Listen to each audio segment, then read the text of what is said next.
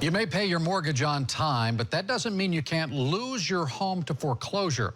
An Odessa woman contacted 8 on Your Side when her homeowners association foreclosed over $6,000. Now, she tells News Channel 8 she didn't even realize her home was in foreclosure, and she thinks the HOA went after the wrong house. 8 on Your Side, Shannon Becken gets some answers. I was hysterical. I was in tears. Susan Charlton lived in this house for 20 years. She raised her daughter here and was only 10 years away from paying off her mortgage. I'm speechless of what happened. She claims her HOA quietly filed a lien against her home for unpaid assessments, fines, and attorney's fees, and then filed for foreclosure last fall, all without telling her. Well, I think I would know if somebody knocked on my door and handed me a piece of paper. That never happened. In late February, the HOA sold the house at auction. And get this, an investor paid $15,000. Do you feel like your house was stolen? Exactly. Oh, definitely. I was stolen right out from under me. I had no clue. Charlton insists she didn't find out until 3 weeks after the foreclosure was over. So how does this happen? Not only does Charlton claim she wasn't served the lawsuit, she also swears the HOA foreclosed on the wrong house. They said the yard needed to be mowed. They said it needed to be edged. It needed to be weeded.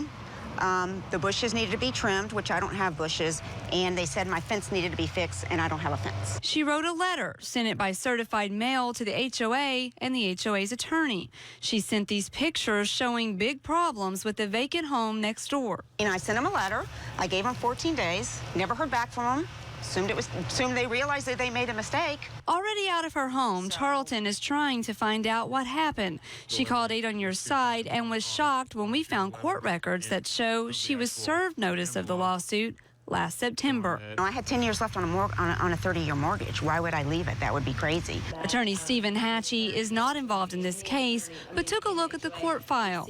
It's possible that Charlton didn't receive foreclosure documents because you don't have to sign for them. But proving that, Hatchie says, would be next to impossible. In all reality, how's the judge going to undo this? Are they going to give the $15,000 back to the investor that bought the property and then put these people back in, title to the property? That means Charlton could be out of her home for good. Who would have thought I would be 51 years old, being foreclosed, living in a townhouse? That wasn't my expectation.